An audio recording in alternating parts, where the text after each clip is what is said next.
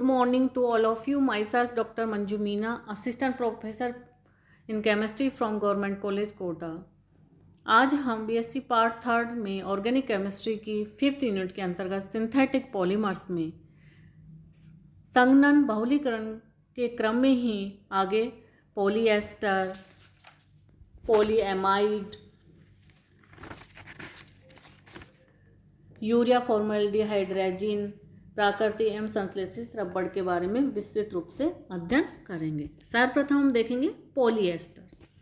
तो एक हाइड्रोक्सी समूह तथा एक कौन सा समूह, कार्बोक्सिलिक समूह के संघनन से क्या बनता है, एस्टर बंध का निर्माण होता है। ये हाइड्रोक्सी OH, कार्बोक्सिलिक COOH, इसका एक वाटर मॉलिक्यूल यहाँ से निकलेगा और क्या बनेगा, हमें एस्टर बंध। अतः यदि किसी डायोल व डाइकार्बोक्सिलिक अम्ल का संघनन करवाया जाए तो सारे एस्टर बंध युक्त एक बहुलक पॉलीएस्टर का निर्माण होता है।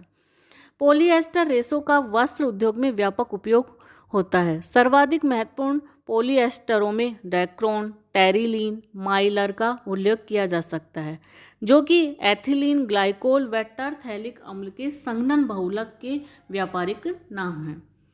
ये क्या है, पॉलीएथिलीन टरथैलेट किससे बनता है, एथिलीन ग्लाइकोल एवं टरथैलिक एसिड के संघनन से।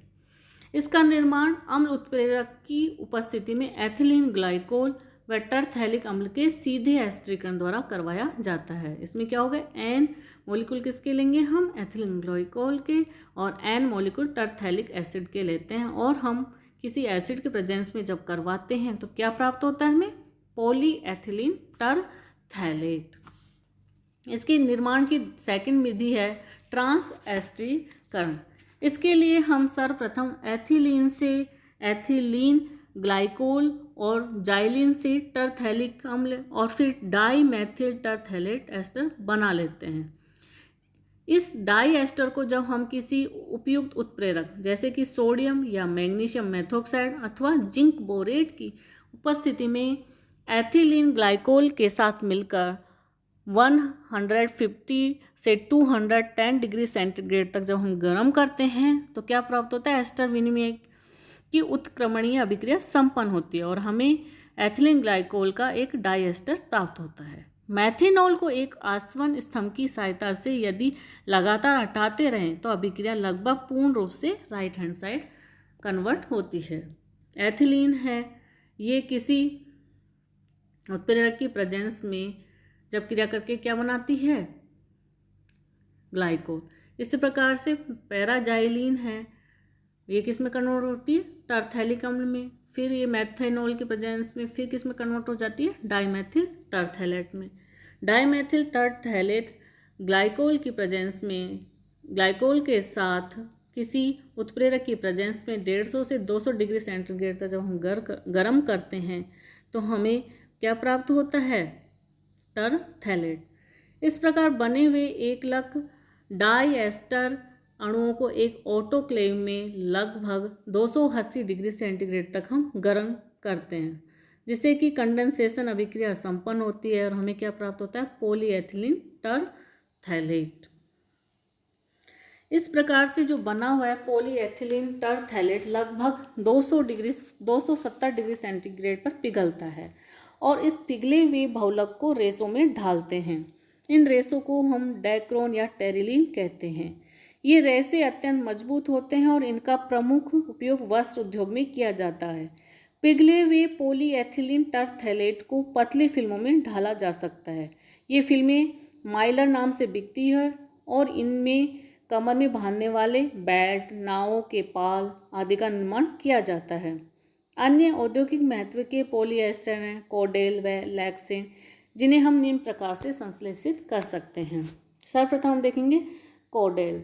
कोडेल बनाने के लिए डाईमेथिल टरथैलेट का उपयोग किया जाता है। डाईमेथिल टरथैलेट का यदि साइक्लोहेक्सेन 1,4-डाईमेथिलीन डाइऑल के साथ संघनन करवाया जाए तो बहुलक कोडेल का संश्लेषण होता है। साइक्लोहेक्सेन 1,4-डाईमेथिलीन डाइऑल का निर्माण भी डाईमेथिल टरथैलेट से किया जा सकता है। जैसे हम यहाँ देखें कि ये डाईमेथिल टरथैलेट का जब हम क्या करवाएं, अपचयन। तो ये किस में कन्वर्ट हो जाएगा 1,4-डाइमेथिलीन डायोल। अब ये जो डायोल है और ये टरथैलेट आपस में क्रिया करके क्या बना लेंगे कोडेल। दूसरा है लैक्सेन। बनाने के लिए हम बिसफिनोल ए का फॉस्फीन के साथ संघनन करवाते हैं। ये क्या है फॉस्फीन है और ये है बिसफिनोल ए, तो किस में कन्वर्ट हो जाती है लैक्सेन। नेक्स्ट हम देखेंगे पॉलीएमाइड। कार्बोक्सिलिक अम्ल व एमीन के संघनन उत्पाद को हम क्या बोलते हैं एमाइड। ये COOH NH2R आपस में क्या करके बनाते हैं एमाइड बन CONH। एक एमिनो अम्ल में कार्बोक्सिलिक अम्ल व एमिनो समूह दोनों समूह विद्यमान होते हैं। ऐसे एमिनो अम्लों के संघनन से बने उत्पाद को हम क्या बोलते हैं पॉलीएमाइड। समस्त जीवों में पाए जाने वाले संघटक पदार्थ प्रोटीन सबसे महत्वपूर्ण पॉलीएमाइड है जो अल्फा एमिनो अम्लों के संघनन बहुलक होते हैं। ये है अल्फा एमिनो अम्ल है, ये संघनन के द्वारा क्या बनाते हैं पॉलीएमाइड। ये क्या कौन सा बंधन कहलाता है CONH C⋯ONH, ये कहलाता है एमाइड बंधन। सिल्क व ऊन के रेसे प्राकृतिक प्रोटीन या पॉलीएमाइड रेसे होते हैं। संश्लेषित पॉलीएमाइडों में नायलॉन का उल्लेख किया जा सकता है। दो प्रकार के नायलॉन औद्योगिक महत्व के हैं, एक है नायलॉन 66 व दूसरा है नायलॉन 6। सर्वप्रथम हम देखेंगे नायलॉन 66। यह एक डाई कार्बोक्सिलिक अम्ल तथा डाईएमीन का पॉलीएमाइड संघनन बहुलक होता है। इसके दोनों एकलक पदार्थों में 6 कार्बन परमाणु होते हैं, इसी से इसका नाम नायलॉन 66 पड़ा। यह हेक्सामेथिल डाईएमीन तथा एडिपिक अम्ल का संघनन बहुलीकरण कराने से प्राप्त होता है। यह हेक्सामेथिलिन डाईएमीन कितने कार्बन है यहाँ भी 6, एडिपिक अम्ल यहाँ 4 और 1 6, तो इसलिए इसका नाम क्या पड़ा है नायलॉन 66। जब इसका हम कंडेंसेशन कराते हैं तो N वाटर मॉलिक्यूल निकल जाते हैं इसमें से और हमें क्या प्राप्त होता है नायलॉन 66। सर्वप्रथम साइक्लोहेक्सेनोल के ऑक्सीकरण से एडिपिक अम्ल व ब्यूटाडाइन से हेक्सामेथिलीन डाईएमीन का निर्माण किया जाता है और फिर इन दोनों के संघनन से सहबहुलक नायलॉन 66 का निर्माण होता है। एडिपिक अम्ल और हेक्सामेथिलीन डाईएमीन के मैथों लिए विलयनों को परस्पर मिलाने से लवण हेक्सामेथिलीन डाई अमोनियम एडिपेट बनता है। जैसे हम यहाँ देखें तो ये क्या है साइक्लोहेक्सेनोल से हम क्या बना लेंगे एडिपिक अम्ल और ब्यूटाडाइन से क्या बना लेंगे हेक्सामेथिलीन डाईएमीन और फिर ये किस में कन्वर्ट हो जाएगा इसके लवण में।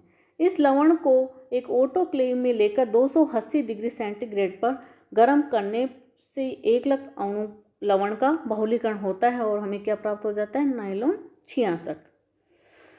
नायलॉन 66 का अणुभार लगभग 10,000 होता है और इसका गलनांक 250 डिग्री सेंटीग्रेड होता है। पिघले हुए पदार्थ को स्पिनर में से गुजार कर रेसों में ढाला जा सकता है। ये रेसे अत्यंत प्रत्याशित कैसे होते हैं अत्यंत प्रत्याशित होते हैं और इन्हें अपनी लंबाई से 4 गुना तक हम खींच सकते हैं। इसमें एक पॉलीएमाइड श्रृंखला के NH समूह उसकी निकटतम श्रृंखला के CONH समूह के साथ हाइड्रोजन बंध द्वारा बंध जाते हैं, जिससे कि ये रेसे कैसे होते हैं मजबूत। इन रेसों का उपयोग वस्त्र उद्योग में होता है। इसके अतिरिक्त हम इसका उपयोग ब्रश के बाल, चद्दरें, प्लास्टिक कपड़ों के निर्माण में भी करते हैं। नेक्स्ट हम देखेंगे नायलॉन 6। नायलॉन का दूसरा प्रकार है नायलॉन 6। इसे हम एफसाइला कैप्रोलैक्टम के वलय खुलने के साथ बहुलीकरण द्वारा बनाते हैं।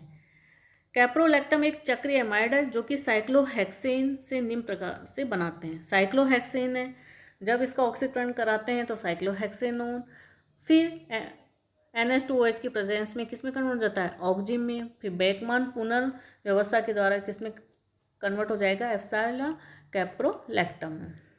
इस कैप्रोलैक्टम को जब जल के साथ हम अभिकृत करवाते हैं तो इसका कुछ भाग अल्फा एमिनो कैप्रोइक एसिड में बदल जाता है। इसके बाद मिश्रण को जब हम 250 डिग्री सेंटीग्रेड पर गर्म करते हैं तो इससे एफसाइला कैप्रोलैक्टम एवं अल्फा एमिनो कैप्रोइक अम्ल परस्पर क्रिया करके जल के अणु वापस निकल जाते हैं और हमें पॉलीएमाइड बहुलक नायलॉन 6 का निर्माण होता है। यहाँ हम देख सकते हैं किस प्रकार से नायलॉन 6 का निर्माण होता है। चूँकि इस पॉलीएमाइड का संश्लेषण 6 कार्बन परमाणु युक्त कैप्रोलैक्टम से किया जाता है, इसलिए हम इसको क्या बोलते हैं, नायलॉन 6। यहाँ देखें ये कितने कार्बन है इसमें, 1 2 3 4 5 और 6, इसलिए हम इसको क्या बोलते हैं, नायलॉन 6।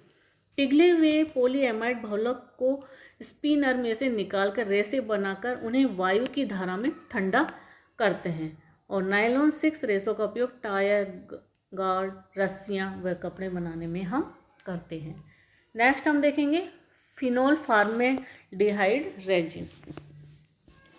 फिनोल तथा फॉर्मेल्डिहाइड के कंडेंसेशन से थर्मोसेटिन रेजिन का औद्योगिक नाम क्या है, बेकेलाइट। फिनोल तथा फॉर्मेल्डिहाइड के संघनन बहुलीकरण की क्रिया को हम अम्ल अथवा क्षार उत्प्रेरक की उपस्थिति में संपन्न करवाते हैं। तनु अम्लों की उपस्थिति में फिनोल व फॉर्मेल्डिहाइड के संघनन से थर्मोप्लास्टिक पदार्थ नोवोलक बनता है, जो कि सामान्यतः एक रेखीय बहुलक है और इसका उपयोग हम किस में करते हैं, सीमेंट, वार्निश तथा विभिन्न लैमिनेटेड पदार्थ बनाने में करते हैं। क्षार की उपस्थिति में फिनोल व फॉर्मेल्डिहाइड के संघनन से थर्मोप्लास्टिक पदार्थ रिसोल बनता है, जिसका की उपयोग चिपकने वाले पदार्थ बनाने में किया जाता है।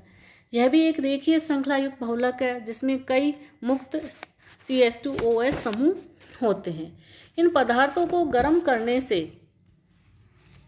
इन श्रृंखलाओं के मध्य क्रॉस बंध बनते हैं और त्रिविमीय जालक संरचनाएं बनती हैं, जिन्हें कि हम क्या बोलते हैं, बेकेलाइट कहते हैं। अतः फिनोल व फॉर्मेल्डिहाइड को जब उच्च ताप पर संघनन करवाया जाता है तो बेकेलाइट रेजिन बनते हैं।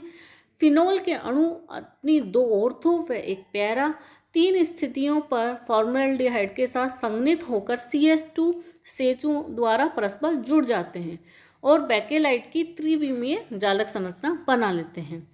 बेकेलाइट निर्माण की जो ये संरचनाएं किस प्रकार से बनती है हम देख सकते हैं। फिनोल है वो फॉर्मेल्डिहाइड से क्रिया करेगा, मध्यवर्ती ऑर्थो व पैरा हाइड्रोक्सी मेथिल फिनोल बन जाएंगे। फिर इसके N मॉलिक्यूल आपस में क्रिया करेंगे तो यहाँ से वाटर मॉलिक्यूल निकल जाएगा और क्या बनता है, एक रेखीय बहुलक बनता है, जिसको जो नोवोलक के नाम से हम जानते हैं। इसी प्रकार से ये ऑर्थो और पैरा आपस में क्रिया करके इस प्रकार से क्रॉस वाला बना देते हैं, जिसको हम रिसोल के नाम से भी जानते हैं और इसको क्या बोलते हैं, बेकेलाइट। यह एक थर्मोसेटिंग रेजिन है और बनने के बाद यह कितना भी गर्म करने पर मुलायम नहीं पड़ता है और इसे हम इच्छित आकार भी नहीं दिया जा सकता। लेकिन बनते समय जब इसके रेखीय बहुलकों के मध्य क्रॉस बंध नहीं बनते उस समय यह एक बार मुलायम अवस्था में आता है। अतः गर्म करने से पहले ही उसे उस आकार के साँचे में ले लिया जाता है जिस आकार की वस्तु बेकेलाइट से बननी है। इसे गर्म होने पर क्रॉस बंध उसी समय बंधते जाते हैं जिस दिशा में उस आकार के लिए आवश्यकता होती है और क्रॉस बंध बनने के बाद उस आकार की कठोर व मजबूत वस्तु तैयार हो जाती है। इसका उपयोग रेडियो, टेलीविज़न आदि के केस में बनाने और कई रसोई के बर्तन बनाने में हम करते हैं। Thank you. नेक्स्ट वीडियो में हम इसी क्रम में पढ़ेंगे यूरिया फॉर्मेल्डिहाइड रेजिन प्राकृतिक एवं संश्लेषित। Thank you.